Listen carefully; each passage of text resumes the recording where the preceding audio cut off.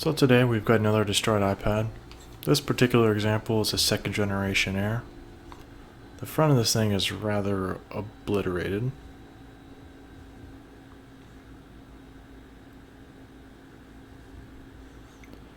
The lightning port is completely bent. And beyond that bend, the rest of the rear housing actually isn't too bad. Now, a wise man would probably say this isn't a good idea, so thankfully I'm not wise. But let's check for power draw. And to no surprise, there's nothing present. As always, let's further destroy this thing.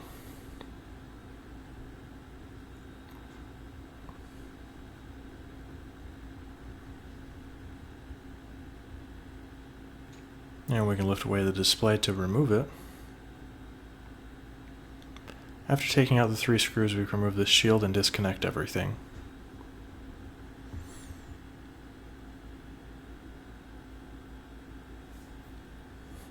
Now I want to get the lightning port out so we can check this thing for life.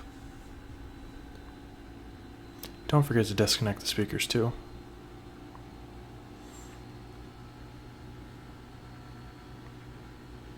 We can go ahead and remove this bracket. Ain't that pretty? Awesome, we're at least drawing power now.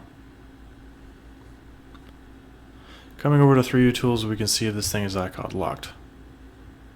And it isn't acknowledging the iPad, so I bet a trust this computer prompt does appear on the iPad currently.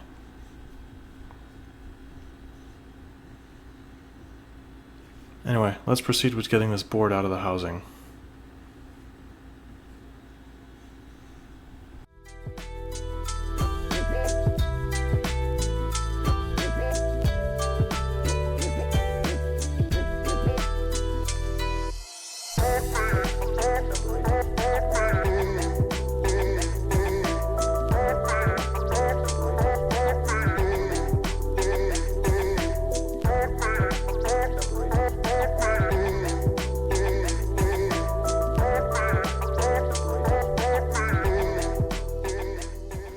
You can use some IPA to soften the adhesive that's holding it in.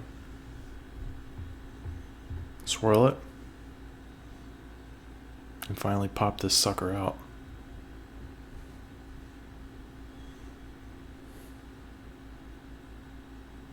And there she is.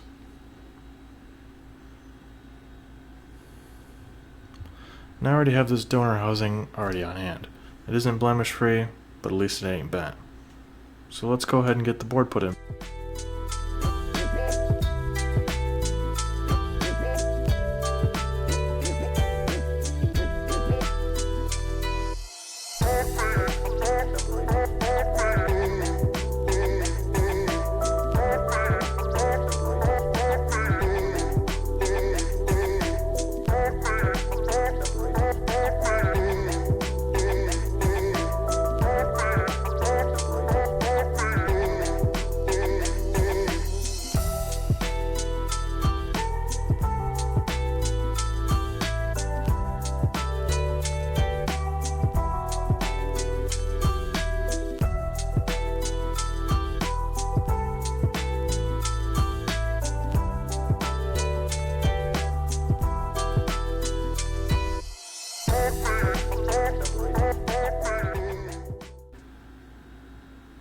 And we're looking much better so far.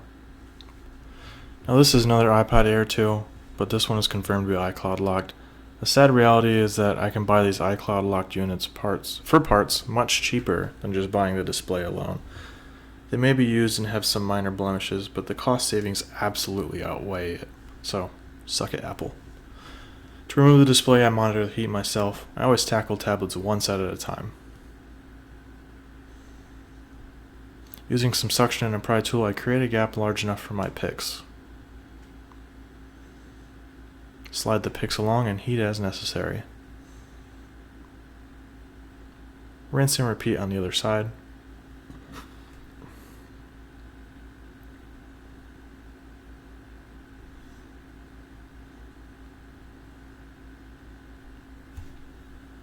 Now I anticipate this device has been opened before. The display is coming off way too easily. Typically the top and bottom are much stronger, but not in this case. Just be careful of the ribbon cables located at the bottom of the screen.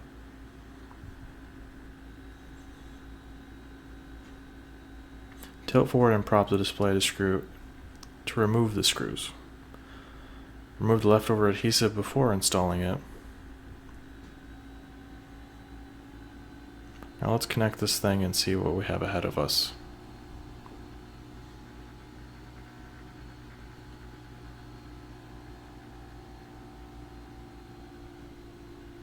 And of course it needs a charge.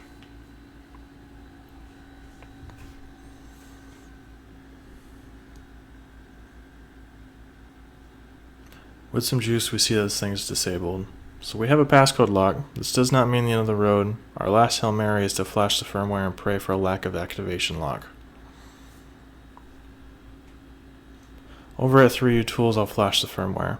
First is to place the iPad in DFU mode. Now we'll see the computer can actually sense the iPad.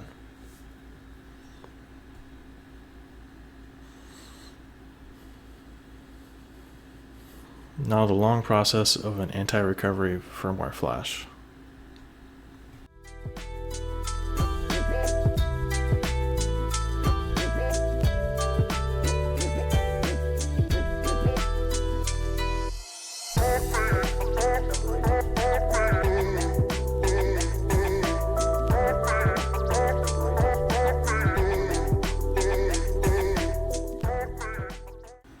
With all that done, we can now see that the computer can sense the device, but we still need to activate it.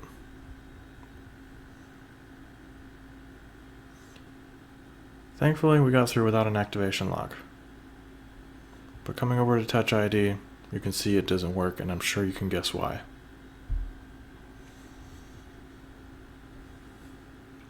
So we need to bring the Hold Home button over from the destroyed display.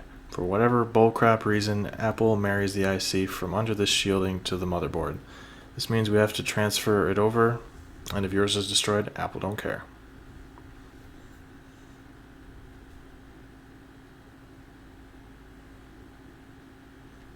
And here's this home button free.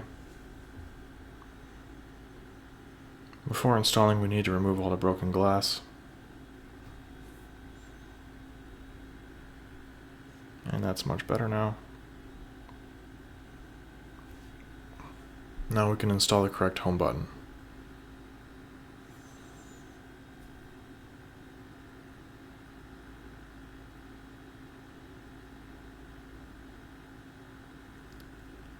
Now after install, we had no click on the button. Some eagle-eyed individuals or people familiar with my iPad Nano 6 video could probably see why. The black cap from the button is missing, so we need to steal the cap from the other button.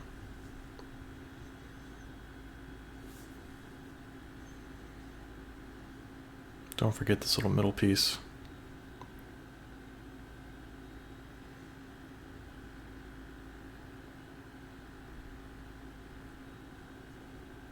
Go ahead and smooth out the adhesive.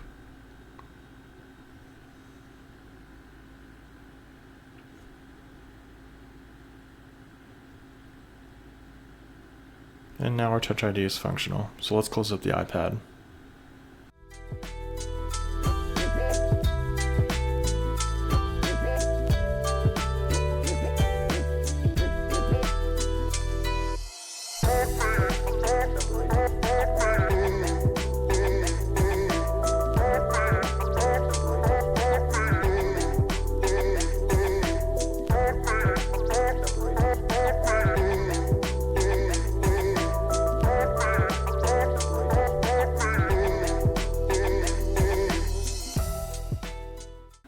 And go ahead and let it sit.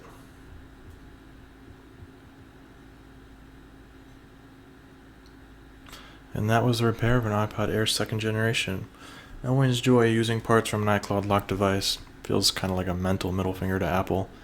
Instances where I can see the owner's email, I try to contact them, and other times I've tried reaching out to Apple, but I've never been able to remove the lock properly or return what could possibly be a stolen device to its proper owner. In these instances, I always wonder what the goal is here besides creating more e-waste. Anyways, I'll stop rambling and hope you join me on the next one.